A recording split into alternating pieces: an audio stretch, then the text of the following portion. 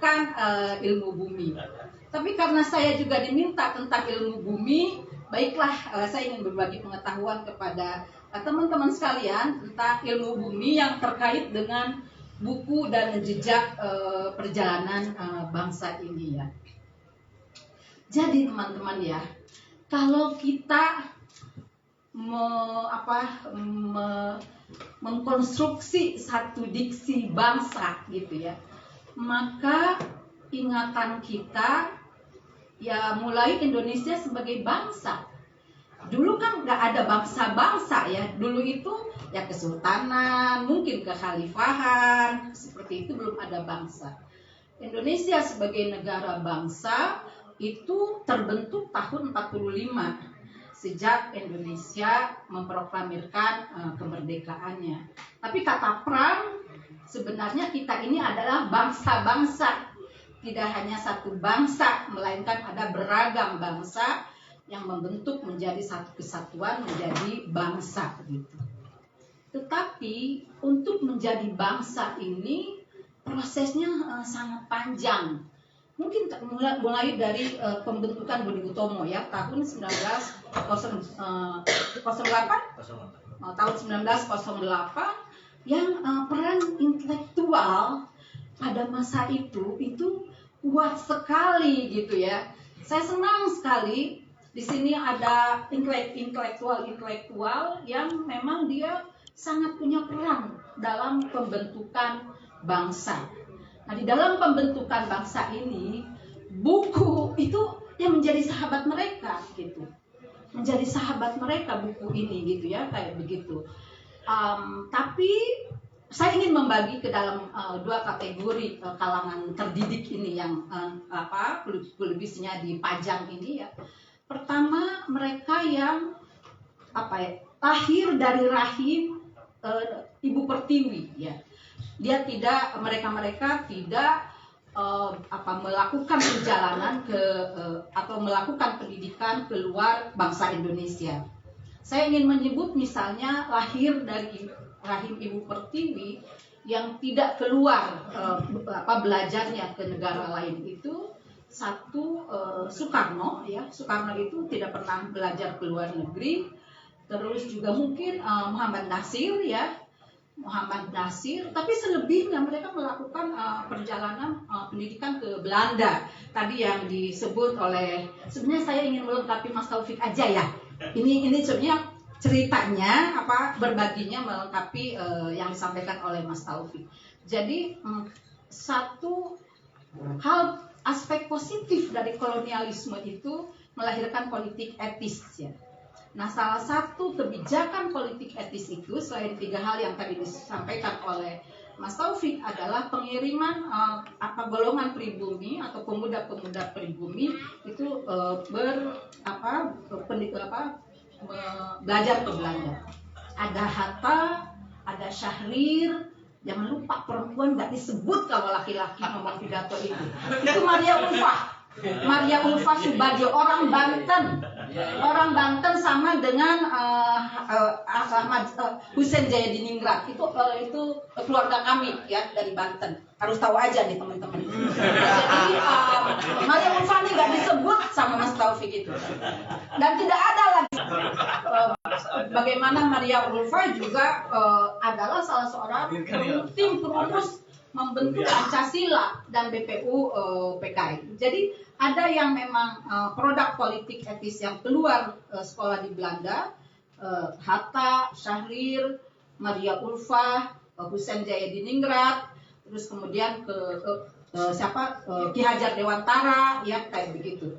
Tapi ada yang di dalam negeri, diantaranya Supomo, Muhammad Yamin. Muhammad itu orang-orang hebat, tidak semua belajar ke luar negeri, tapi itu orang-orang hebat gitu. Nah, apa yang mereka pegang di dalam kehidupannya? Itu buku.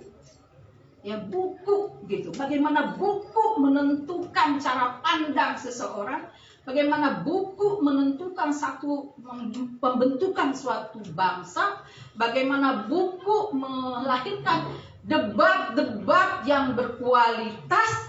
Tidak seperti yang kita sajikan debat kemarin itu. Ya Allah. sampaikan kepada teman-teman.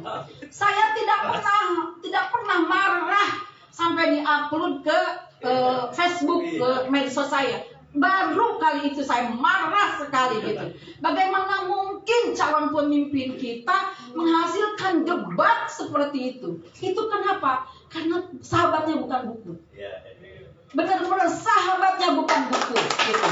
Jadi kita mengalami satu involusi pengetahuan yang luar biasa. Karena narasi yang disajikan adalah narasi medsos yang banal, yang tanpa renungan, yang tidak membawa semangat hidup, yang tidak membuat kita muda terus, karena tidak ada buku yang membuat mereka seperti itu, gitu ya, kayak begitu. Bawaannya tuh orang seperti saya melihatnya marah saja gitu. Tolong amat ini orang-orangnya gitu. Dan saya mengatakan seperti itu. Ya, dan kalian jangan rela punya pemimpin tolol seperti itu. Jangan rela. Saya mengutuk sama kalian kalau kalian merelakan punya pemimpin seperti itu gitu. Itu karena apa? Jauh dari buku. Benar-benar itu jauh dari buku. Nah itu ya, jadi bagaimana orang kan dikasih topiknya kan buku dan perjalanan bangsa kan? Salah siapa saya dikasih topik ini toh? Nah, jadi bagaimana orang lama ya orang dulu itu punya kekuatan pengetahuan seperti itu. Saya senang sekali dengan kata-kata Mas Taufik. Saya merasa saya bukan penyair Mas ya. Saya bukan penyair. Saya juga mungkin bukan sastrawan. Tapi saya punya diksi yang baik tadi dari Mas Taufik. Pemuja kata dan pemuja keindahan. Gitu. Saya mungkin golongan itulah, pemuja kata dan pemuja keindahan itu ya, kayak begitu. Itu ya bagaimana orang-orang lama punya pengetahuan seperti itu. Dan saya nggak rela kalau kalian punya pengetahuan dangkal, hanya diperoleh dari medsos-medsos yang memang summary aja, singkatan saja gitu. Membaca buku itu butuh usaha tersendiri. Salah satunya adalah kesunyian, keheningan gitu. Nggak mungkin orang bisa membaca dan berpikir secara baik kalau dia tidak hidup di dalam kesunyian dan keheningan gitu ya. Sementara kita dihadapkan pada suatu situasi yang ramai sekali ya, melihat handphone, berita macam-macam kayak begitu. Jadi kayaknya kita harus agak sedikit menepi. Nah, ini bagian dari menepi nih Bun. Nah, kita ini sekarang ini kita bagian dari menepi. Karena apa? Karena ya Allah, bawaannya marah melulu tuh kalau melihat Mas Yudi Latif itu ingin menghindari situasi ini. Ini kawan atau Ulil ya, ingin menghindari situ. Kapan sih selesai nih kampanye gitu kan, kayak begitu. Ribut banget kira-kira kayak begitu. Saya tidak ingin menghindari. Saya menempatkan diri sebagai ilmuwan ya. Bergumul saja dengan realitas. Saat marah ya kita marah gitu ya. Saat berposisi ya kita berposisi gitu. Tapi tentu saja tuntutan seorang intelektual bukan untuk kepentingan pribadi, tetapi untuk kebaikan semesta, untuk kebaikan alam semesta, makhluk Tuhan dan segala isinya. Tidak untuk kepentingan pribadi. Kepentingan pribadi seorang pembaca buku butuh apa? Yang dibutuhkan hanya kesunyian sebenarnya. Kesunyian dan menepi dan ada berjarak dengan hiruk pikuk itu. Nah, kebijakan menjadi sangat penting ya. Kebijakan menjadi sangat penting. Tadi Mas Taufik bicara tentang politik etis. Pada tahun 1913 pemerintah kolonial itu menciptakan satu iklim kebijakan yang sangat bagus dengan mendirikan balai pustaka, ya, dengan mendirikan balai pustaka. Setidaknya yang saya ingat ya, ada 3 fungsi balai pustaka itu. Pertama adalah menerjemahkan buku-buku yang punya muatan universal, gitu. Ya, yang kedua dia memproduksi pengetahuan cerita-cerita rakyat dari daerah.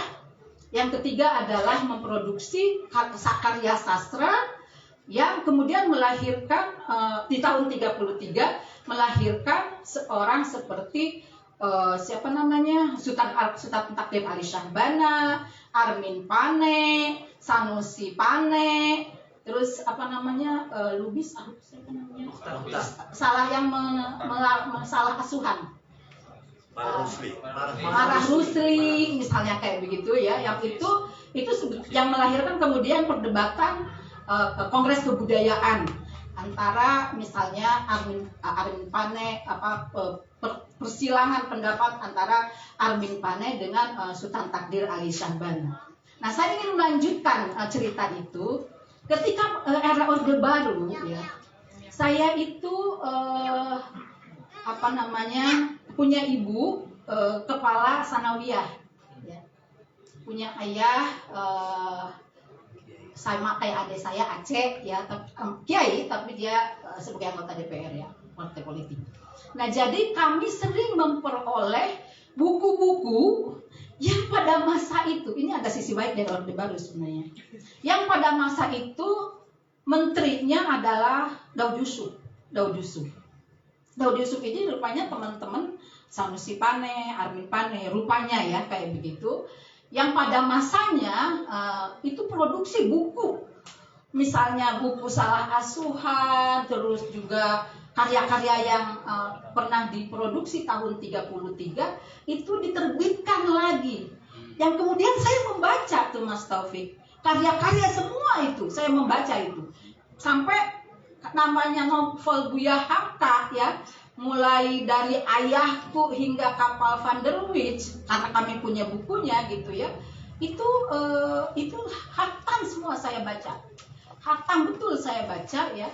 Dan buku-buku Siti Nurbaya segala macam itu saya baca. Jadi saya ke Jakarta itu ya hanya untuk menjadi orang-orang itu. Betapa itu menginspirasi di dalam kehidupan saya. Saya Mas Taufik ya, kuliah itu tidak kepikir saya tuh ke UGM gitu ya. Saya hanya kepikir ke UIN Jakarta. Saya hanya ingin kuliah di UIN Jakarta karena di sini ada cahaya. Siapa cahaya itu? Cahaya itu ada Harun Nasution, ada Nurholis Majid, ada Abdurrahman Wahid ya. Itu cahaya buat saya. Saya ingin kuliah di UIN Jakarta dan saya ingin menjadi follower mereka. Tidak ingin menjadi follower siapapun gitu ya, kayak begitu. Oke. Saya hanya ingin menjadi follower mereka gitu. Karena ya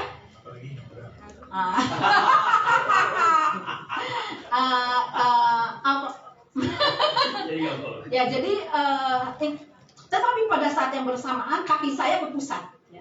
Kaki saya ke pusat ya, kenal sama Mas Taufik. Jadi saya kenal sama Mas Taufik itu sejak mahasiswa S1 ya. Waktu itu ada pertunjukan tari Mas Taufik di tim, ada pertunjukan. Nah, IAIN suruh nonton tari, semester 3 saya nonton tari proyek karya Sardono ya. Mas Taufik waktu itu sama Sardono, aku di Kalyana Mitra semester 5 ya. Nah terus betapa saya tidak mengertinya itu tari Sardono itu. Tidak mengerti saya ini gerak apa gitu ya kayak dari IAIN gitu loh gitu kayak begitu. Waktu itu ada teman saya, adiknya Sitari Purnami, anaknya Umar Khayyam, yang menjelaskan gerak itu maksudnya ini loh Neng gitu. Tapi waktu itu saya udah aktif di Farmaci. Jadi kaki saya waktu itu kaki intelektual ada di Ciputat ya, tapi kaki kesenian dan kebudayaan itu ada di Jakarta Pusat. Salah satu yang saya ikuti adalah Gus Dur yang waktu itu jadi ketua DKJ ya gitu. Jadi Orde Baru itu punya Orde Baru di masa Daud Yusuf itu punya inspirasi buat saya karena produksi buku-bukunya itu gitu. Jadi buku itu Tion, jangan diremehkan. Dia jangan diremehkan. Banyaklah peribahasa yang tidak harus saya sampaikan. Tetapi saya sebetulnya ingin mengatakan begini. Saya hadir di sini sebenarnya ingin menyaksikan satu peradaban tumbuh lagi. Gitu. Karena buku itu simbol peradaban.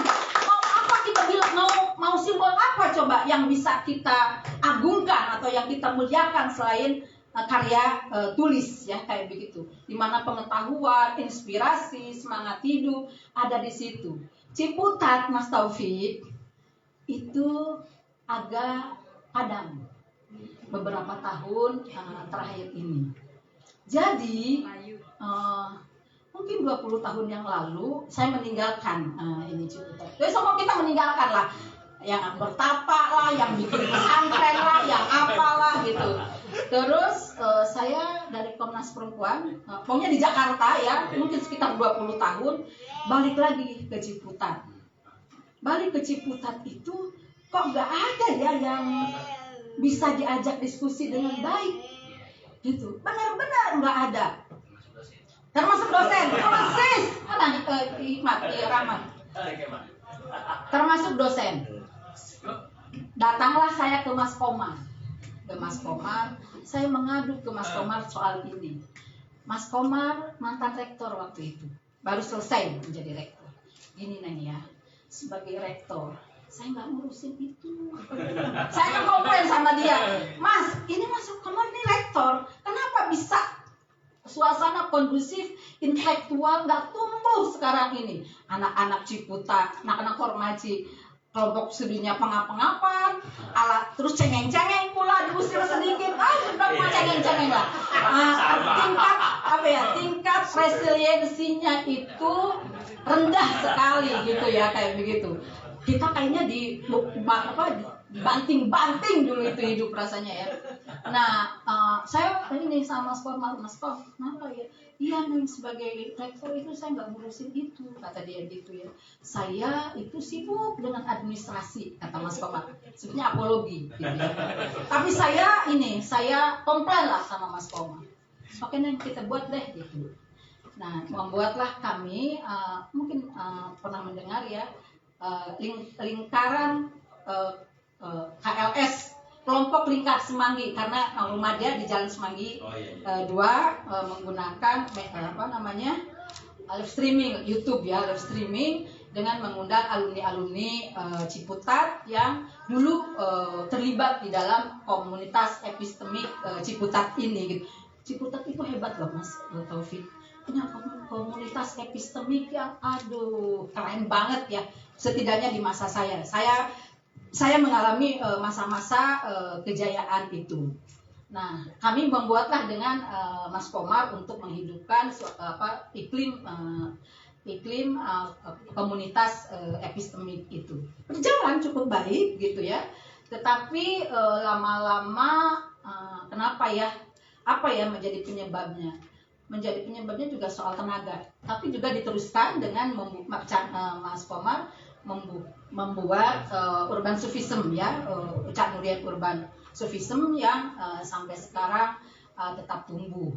Saya kemudian diminta menjadi ketua alumni Mas Taufik, ketua alumni Fakultas Usuluddin. Fakultas Usuluddin ini yang melahirkan orang-orang hebat di Ciputat.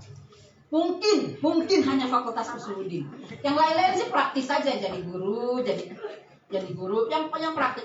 Tapi menjadi para pemikir yang menasional maupun yang mengglobal itu ya dari Fakultas Usuluddin itu. Gitu. Saya coba merajut ulang ya, menghimpun ulang kekuatan komunitas epistemik itu, tetapi juga tidak mudah. Dekannya Ismet bilang begini, Neng, jadi kerjaannya ini orang-orang mengadu, Neng, ini mahasiswa, dia jadi dekan kebetulan ya, yang kira-kira gelombangnya kurang lebih sama dengan saya, tapi mahasiswanya kurang baca Neng, ada nggak baca, sudah gurunya dosennya juga udah jarang mikir gitu, ritmik aja, dia bilang gitu. Gimana ya Neng ya gitu, kayak begitu. Udah pokoknya yang penting kitanya yang harus punya tenaga gitu ya. Kita yang harus punya tenaga, 1 atau 2 orang nggak apa-apa gitu, kayak begitu, nggak apa-apa. Yang penting kita punya tenaga, kita harus tetap membangun iklim ini gitu ya, kayak begitu. Itu kira-kira di situasi reformasi. Tetapi untuk diri pribadi saya ya, karena saya pemuja kata tadi itu ya, itu predikat ke aku boleh tuh, Mas Taufik pemuja kata. Jadi karena saya itu pemuja kata, apapun yang terjadi di dunia ini, saya tetap membaca dan menulis. Saya tetap memproduksi buku, ya. Dulu waktu kita kuliah, Jamil, aku kakak kelas kamu ya, Iya. Aku menulis, jadi aku dikenal karena menulis gitu ya, kayak begitu. Setelah selesai dari Ciputat sampai sekarang, dihargai tidak dihargai, dibaca atau tidak dibaca gitu ya, ditilik nggak ditilik, saya tetap membaca dan menulis ya, kayak begitu. Dan alhamdulillah di era reformasi ini setidaknya saya sudah memproduksi untuk kolaborasi mungkin lebih dari 20 buku ya, untuk tulisan pribadi, untuk personal gitu ada 4 buku. Dan saya ingin promosin ya, yang terakhir adalah buku ini ya, yang terakhir adalah buku ini judulnya Kemanusiaan dan Pembaruan Masyarakat Muslim Indonesia. Dalam salah satu buku ini saya menuliskan tentang bagaimana Renaissance ya, Renaissance yang terjadi pada abad 17 atau 16 sampai 17 itu mempengaruhi cara pandang para intelektual Indonesia, para intelektual Nusantara. Karena Soekarno, Hatta dan orang-orang lain itu pembaca sejarah Eropa dan pembaca sejarah Amerika, sehingga yang mengilhami semangat kemerdekaan itu, pembentukan kemerdekaan, karena semangat revolusi Prancis adalah kesetaraan, kebebasan, dan apa satu lagi ya, ada 3 itu ya, kesetaraan, kemerdekaan, dan apa lagi, liberté, fraternité, apa 3 aspek itu ya, kayak gitu. Ini saya tuliskan judul. Saya juga menulis ulang tentang Cak Nur, pembaruan yang dilakukan oleh Cak Nur, pembaruan yang dilakukan oleh Buya Syafi'i Ma'arif ya, Buya Syafi'i Ma'arif, juga Gus Dur ya, dan beragam corak pembaruan yang saya tuliskan di dalam buku ini gitu ya. Sekalian promosi ya, saya dikasih panggung soalnya. Jadi ini itu yang tadi saya bilang. Buat saya buku, membaca buku, menulis buku, mau dihargai atau tidak, mau mau untung atau tidak, itu buat saya nggak ada masalah. Karena buat saya ini adalah peradaban, gitu ya. Peradaban, dari buku lah saya bisa menjadi begini, gitu ya, menjadi seperti ini, dan saya merasa dimuliakan oleh buku, gitu. Jadi sekali lagi saya senang sekali dengan adanya lahirnya gerak-gerik buku ini. Ini saya kira insya Allah menjadi bagian dari epicentrum peradaban ya. Jadi Tion, kalau misalnya, dan Bubun, kalau misalnya ada hambatan-hambatan yang kalian membutuhkan uluran tangan, saya siap. Ini disaksikan oleh banyak orang ya. Saya siap mengulurkan tangan itu, dan saya akan menjadi teman kalian di dalam memelihara, mencipta dan memelihara peradaban ini. Saya juga ingin mengajak kepada teman semua yang hadir, mari kita support ya, mari kita support langkah-langkah yang dilakukan oleh Tion dan Dubun ini sebisa yang kita mampu, sebisa yang kita mampu. Kalau misalnya juga ada yang membuat seperti ini di kawasan Ciputat, itu menurut saya lebih baik. Gitu. Karena tadi Mas Taufik menyampaikan lahirnya Renaissance di Eropa ya, terutama di Prancis dan di kawasan Eropa Barat, itu karena buku. Orang-orang menulis buku melalui kafe-kafe ya. Jadi kalau golongan borjuis itu nggak apa-apa lah. Kita ini kan semua sebenarnya sebagian kelas menengah ya. Kalau juga lapisan kelas bawah, pura-pura aja jadi dulu. Kalau lagi di kafe, kita sebagai kelas menengah. Peradaban itu hanya bisa dilahirkan oleh orang-orang kelas menengah dan bawah. Bukan hanya kelas menengah ekonomi, tetapi kelas menengah intelektual. Saya yakin ya teman-teman yang hadir di sini adalah apa namanya middle dan kelas menengah intelektual dan kelas menengah atas intelektual atau seluruhnya kaum terpelajar. Itu barangkali yang bisa saya sampaikan. Terima kasih untuk kesempatan ini dan perhatian Bapak teman-teman semua. Assalamualaikum warahmatullahi wabarakatuh. Yang jual buku orang syariah.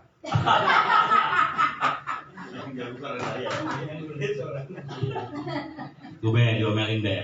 Kan udah dibilang tadi, cepet cetak itu, jangan hanya bukan Maria Ulfa. Jadi ini yang kita buat kalau di Zoom itu sebenarnya karya-karya ini Gus Dur. Itu kalau di Zoom pakai saya kasih file aslinya, itu ada karya-karya beliau. Pram juga sama. Nggak bikin Siti Sundari, Siti Rukiah, udah kita kan perempuan penulis Tumasto Luhana Kudus, wartawan pertama.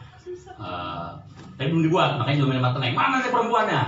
Saya bilang, tuh teh, di luar tuh, makanya ada Arundhati Roy, itu ada Nawel Sadawi, saya taruh, karena Teneng mau datang. Itu kalau lagi semua habis gitu. Enggak teh, emang kita siapkan di situ, di belakang juga ada, kita tematik. Iya siap. Itu di apa namanya? Di belakang tematik. Jadi temanya adalah penulis dan rokok. Ini penulis dan kopi. Saya juga lagi menulis penulis dan penjara. Jadi siapa aja penulis yang di penjara. Semoga nggak ada yang di sini ya. Nah, kalau dibilang saya menapa sama Kiai Hakim menjauh terus masih bicara tentang bumi. Jadi saya ganti aja dah malam ini terakhir orasinya. Sebelum nanti kita dengerin musik, bukan orasi filsafat, orasi langit aja deh. Ya, nasihat langit misalnya. Ini pantar saya, Kiai Abdul Hakim.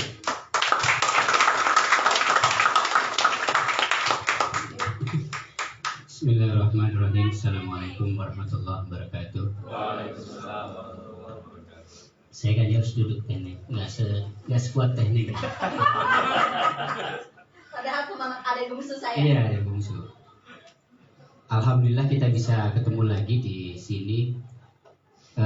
Beberapa waktu yang lalu, saya sebenarnya nggak tahu kalau Tion ini menata lagi toko buku gerak-gerik ini dengan konsep cafe dan bookstore ini.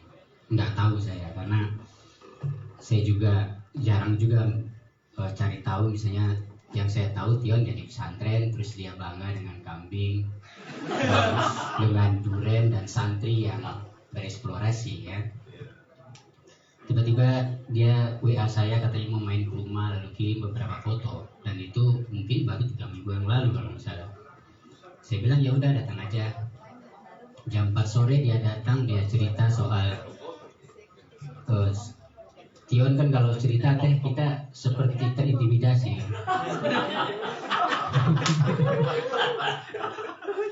Saya bilang ya udah Tion, kamu mentahkan semua yang apa yang kamu pikirkan, memaksakan segala macam itu.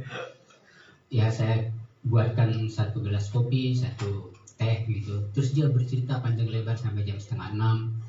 Dan saya tidak menyelah sama sekali cerita itu. Enggak misalnya, bentar dulu, atau gini enggak. Atau misalnya untuk menunjukkan bahwa saya senang lalu saya menanggapi cerita itu. Saya cuma tunggu aja sampai semuanya selesai.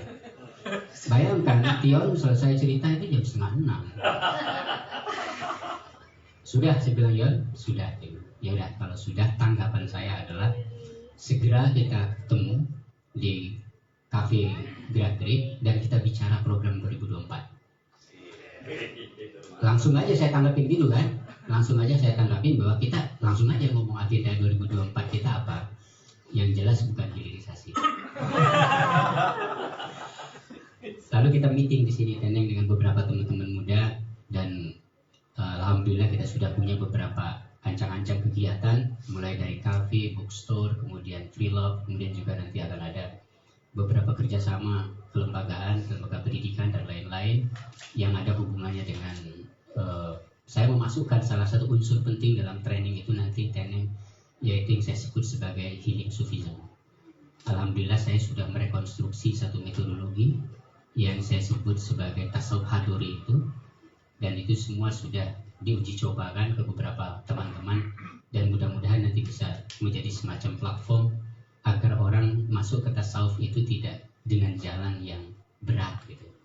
Karena kan kalau masuk dengan jalan yang berat itu kan kalau misalnya di dalam tradisi Labuan misalnya, tradisi Labuan itu kan tradisi yang ekstrim, survival misalnya kan, bahwa orang itu misalnya di masa-masa terakhir khalwatnya itu harus menyelesaikan satu tugas yang disebut dengan khalwat di Sanghyang Sira. Sanghyang Sira itu adalah salah satu pulau di ujung kulon sana, Bang Tion, yang masih banyak ininya, penyakit nyamuknya itu kan, malaria. Dan selama 40 hari 40 malam harus berzikir khofi di situ.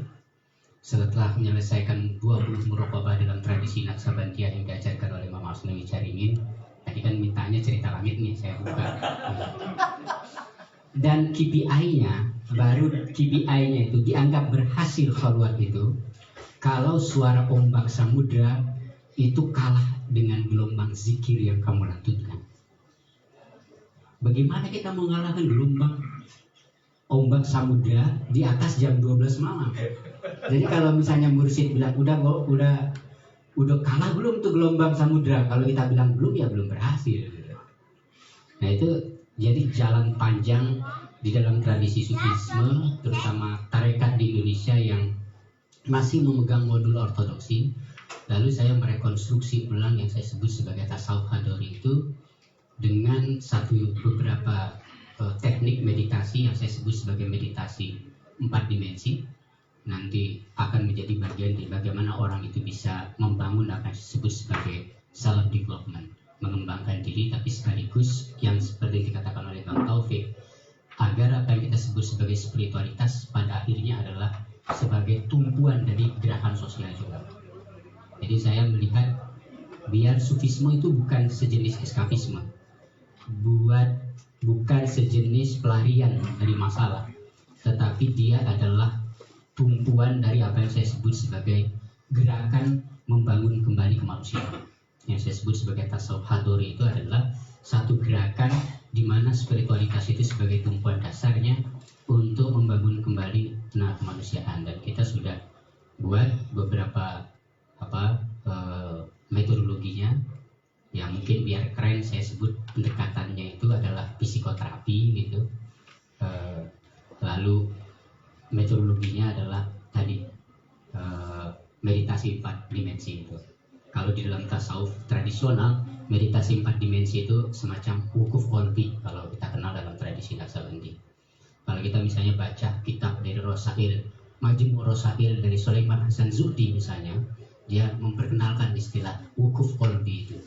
Nah, wukuf qalbi itu saya ubah namanya menjadi meditasi 4 dimensi agar kembali kepada tradisi lama yang kita sebut sebagai opat kalima pancar itu 4, 1, 2, 3, 4. Yang kelima adalah penyelarasan yang disebut sebagai maqam hakikat Muhammadiyah. Nah itu yang nanti akan kita uji cobakan, tapi dengan cara yang lebih berbahasa non tasawuf tradisional itu, atau mungkin bisa juga disamakan dengan bahasa tawajuh kalau istilah dalam tradisi Naqsabandiyah Banten. Nah kebetulan saya menjalani keduanya. Saya menjalani metode yang satu ini jadi double track. Satu lagi saya menjalankan modul ortodoksi yang ala Banten. Dan menurut saya kalau menjalankan modul ala Banten kayaknya ya orang sejabotabek ini mungkin yang bisa tinggal 6 orang. Karena tadi itu karena ortodoksinya yang begitu keras gitu. Bayangkan saja satu muraqabah harus diselesaikan 3 jam, muraqabah yang lain harus diselesaikan 6 jam. Berarti jarak antara jam 12 dan jam 4 pagi itu sejengkal. Buat orang yang suka merokok dan begadang nggak mungkin bisa dilakukan. Makanya kita cari semacam krem de la crème. Jadi kita buat saja semacam metodologinya kita selamatkan, intisarinya kita selamatkan, tapi tetap konsisten dengan apa yang saya maksud dengan spiritualitas universal. Itu mungkin nanti yang akan diintroduksi oleh gerak-gerik ini ya. Jadi gerak-gerik training center itu nanti akan mengintroduksi satu brand ini, dan saya ingin memperjuangkan brand ini bagian dari cara kita untuk merespon apa yang kita sebut sebagai penderitaan mental health sekarang. Karena hampir banyak sekali di bawah karpet, di tempat-tempat yang kelihatannya normal, sebenarnya orang menderita apa yang kita sebut sebagai mental health.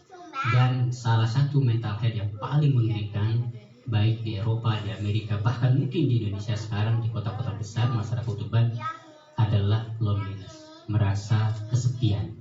Jadi disconnected. Jadi dia hidup merasa sukses, punya achievement, tapi dia merasa disconnected. Nah, tasawuf hadori itu salah satu KPI-nya, Bang Oncel, nanti Bang Oncel bisa ikut itu, biar saya merasa kesepian.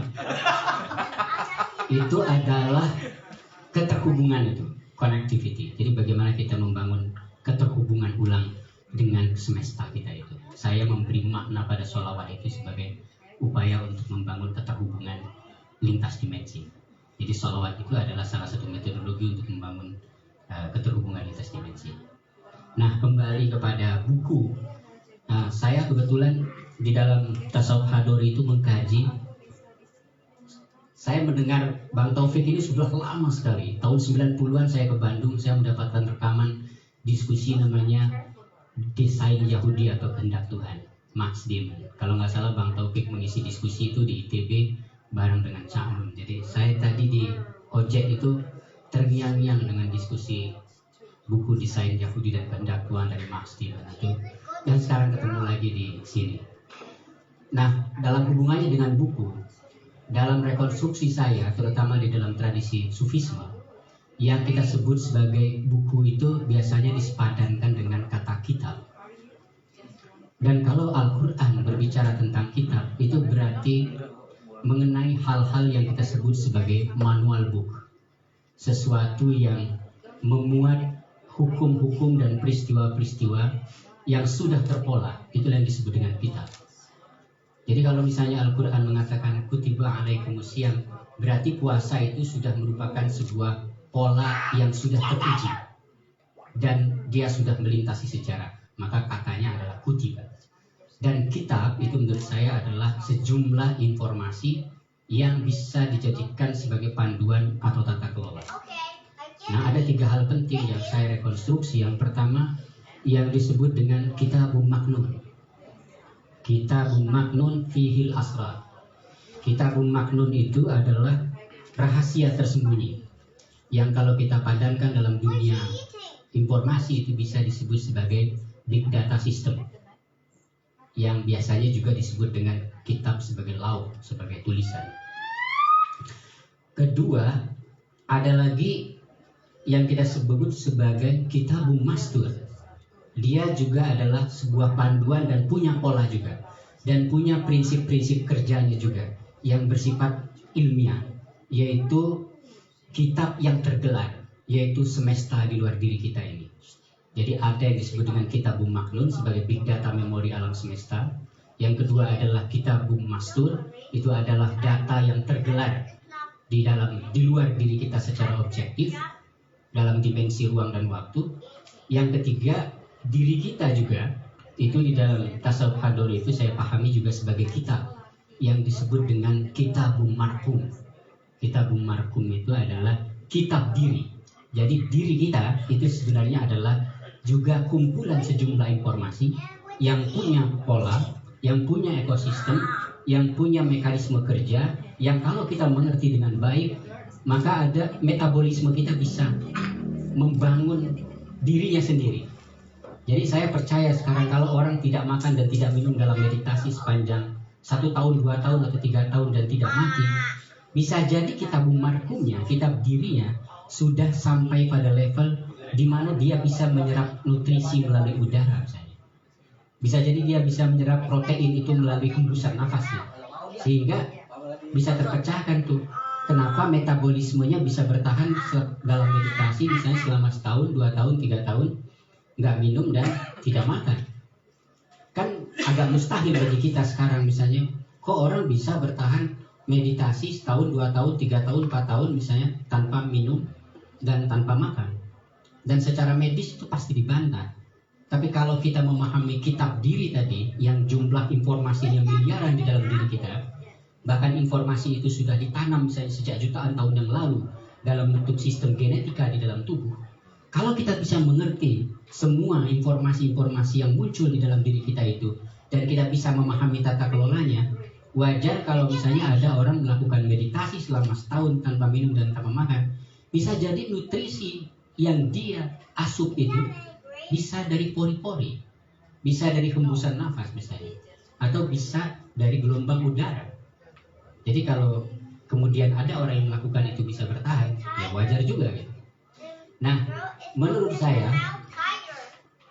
saintisme itu dia kehilangan 3 pola ini, 3 pola kitab ini, 3 pola buku ini, 3 pola manual ini, yaitu keterhubungan antara Kitabul Maknun, Kitabul Mastur, dan Kitabul Marqum.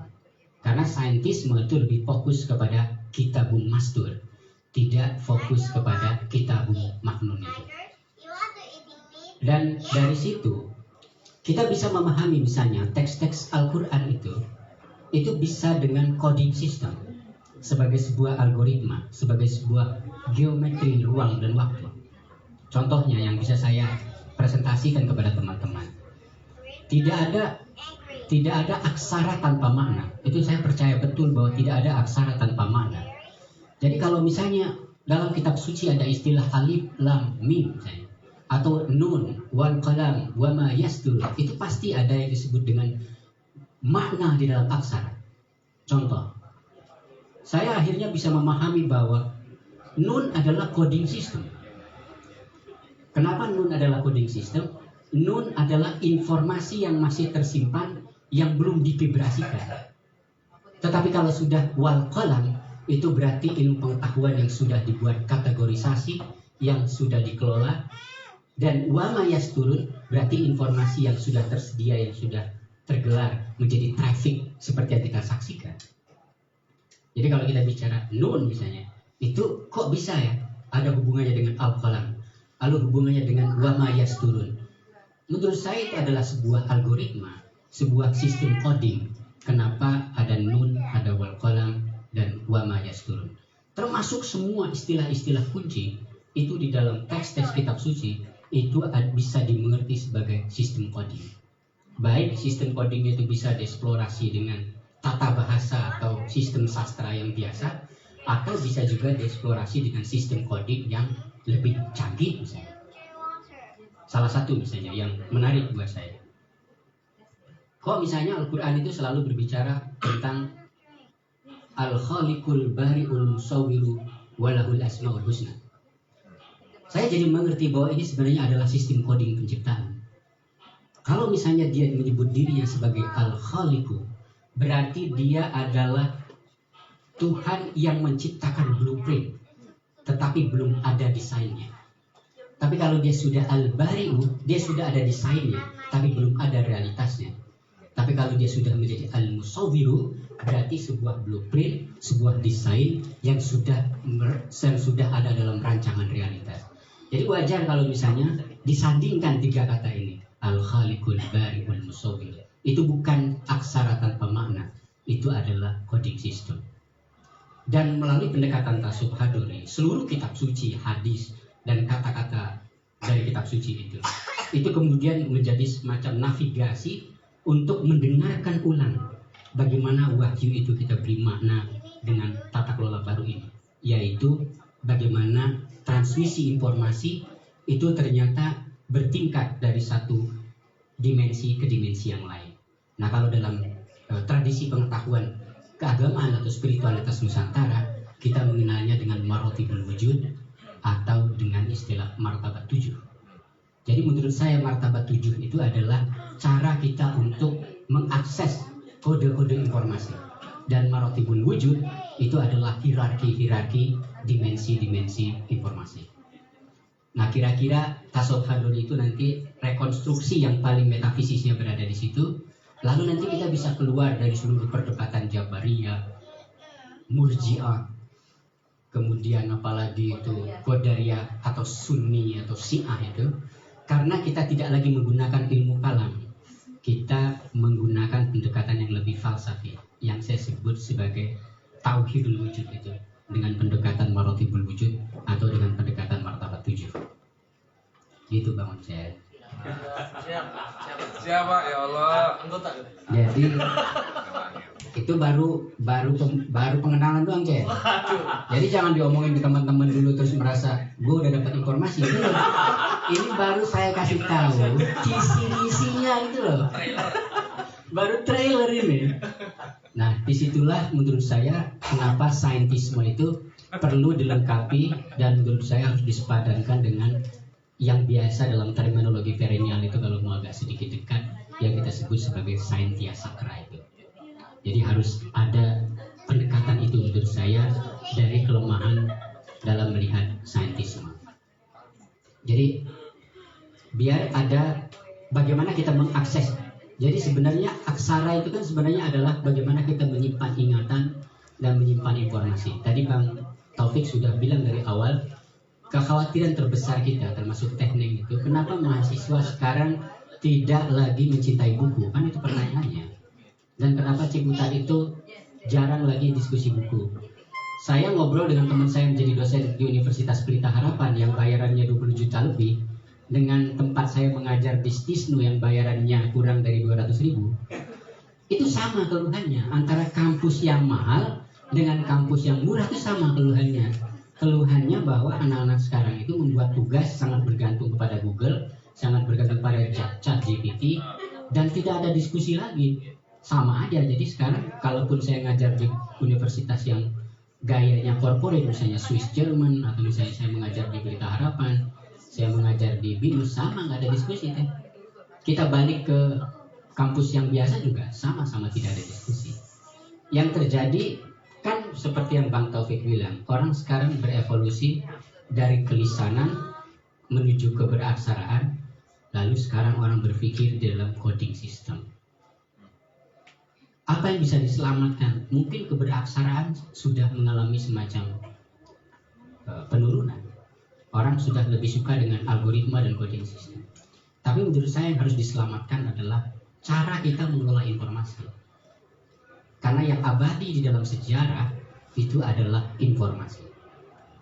Maka itu saya mengatakan penciptaan bahkan akhir dari surat Yasin itu, ya kan, innama amruhu idza arada syai'an ayyaqula lahu kun fayakun.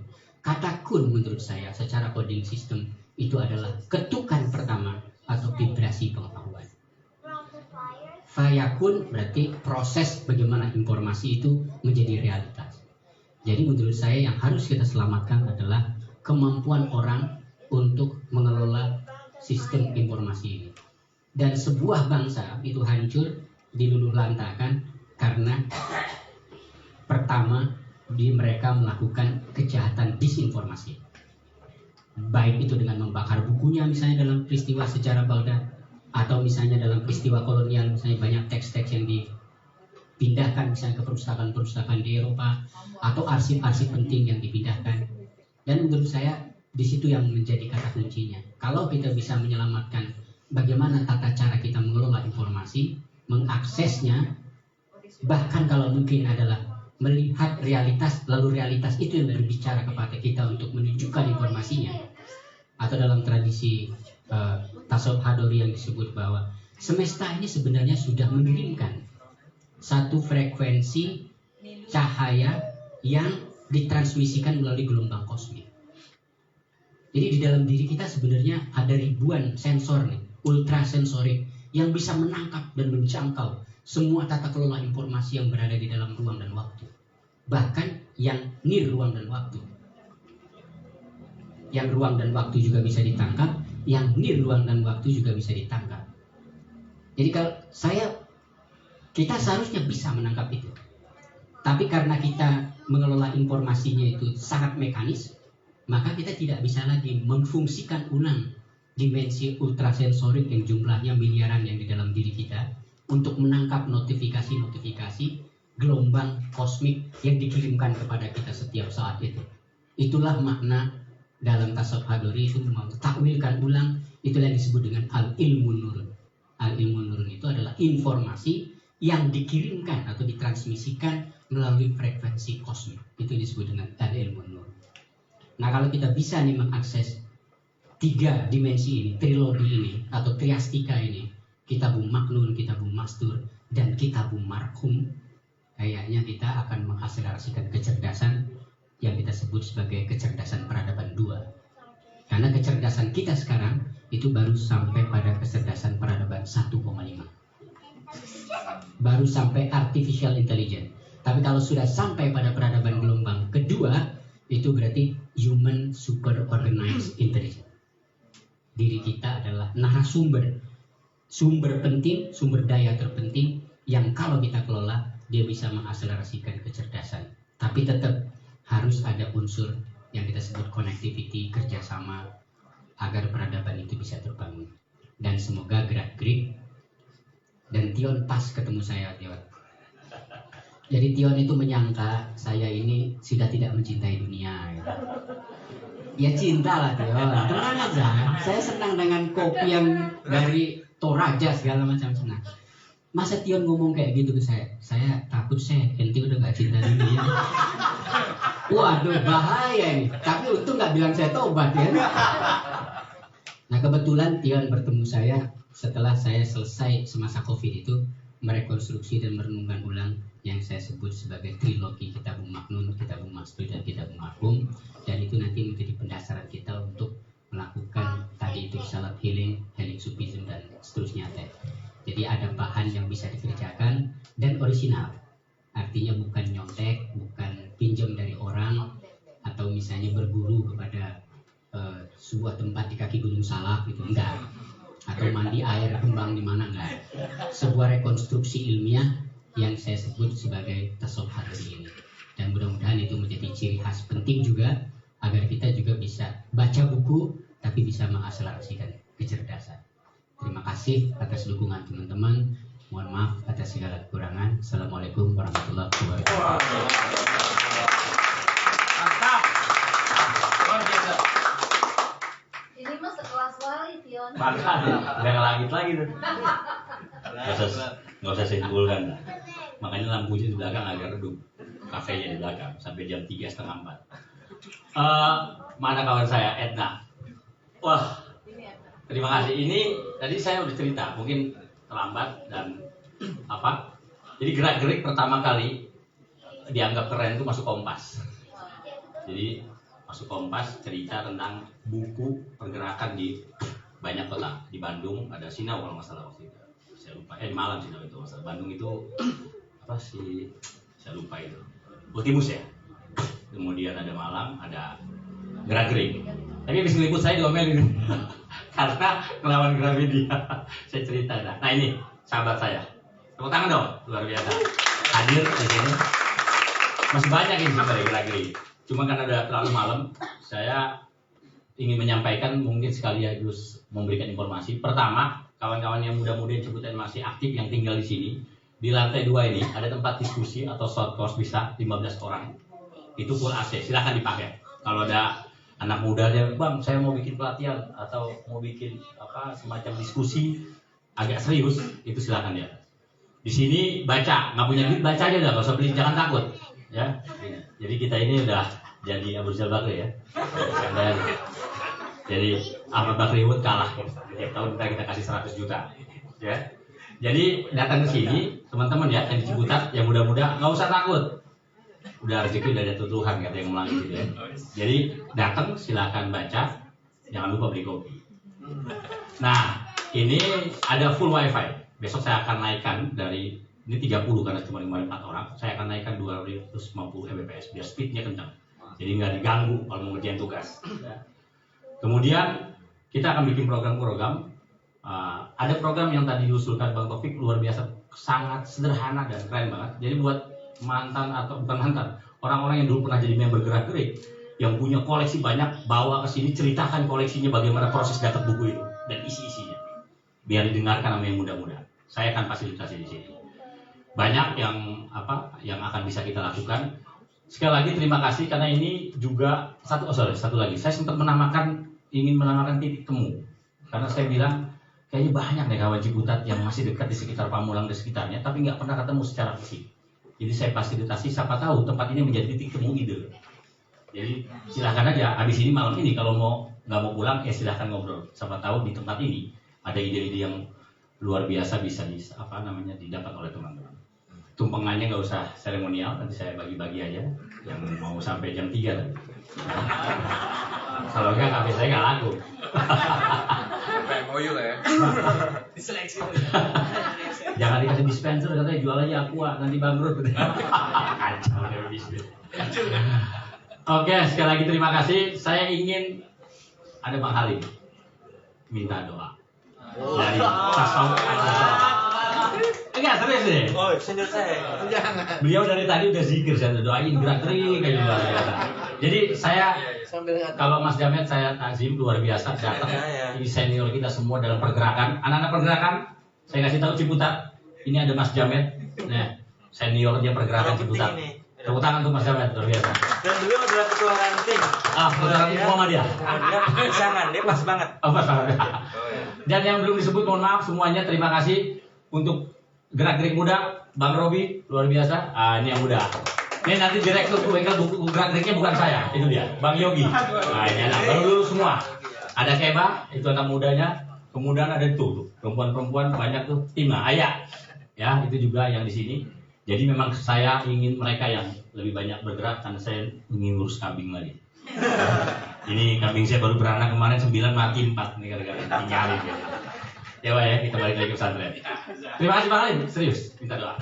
Kita tutup dengan doa dari Bang Halim Ambia. Ini adalah Tasawuf Underground. Boleh nggak? Assalamualaikum warahmatullahi wabarakatuh. Ini seru juga tadi diskusinya, saya masih pengen sampai jam 1 ini. Buka votingnya gitu ya. Baik, mari kita berdoa bersama-sama.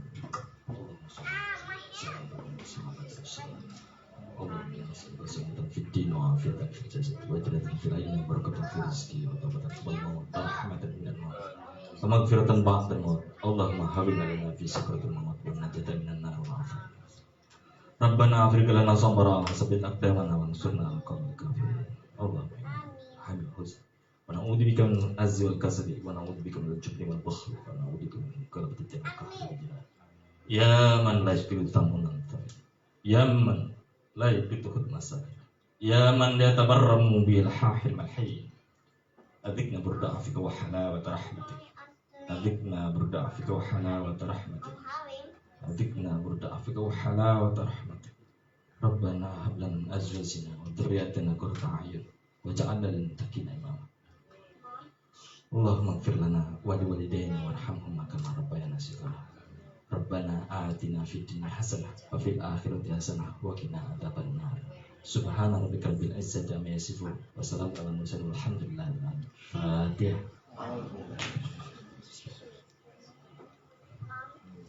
Assalamualaikum warahmatullahi wabarakatuh. Utang untuk foto, terima kasih. Terima kasih.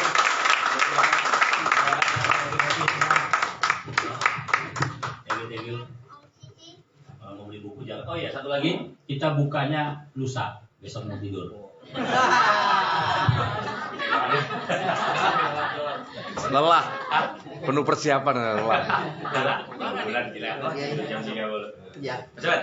Makasih ya. Ntar dulu ini mau. Saya minta masih harus beli kaos. Enggak dikasih.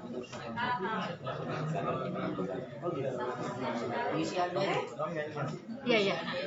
Oke, terima kasih yang sudah menonton semuanya. Sekarang saya akan menghibur ya.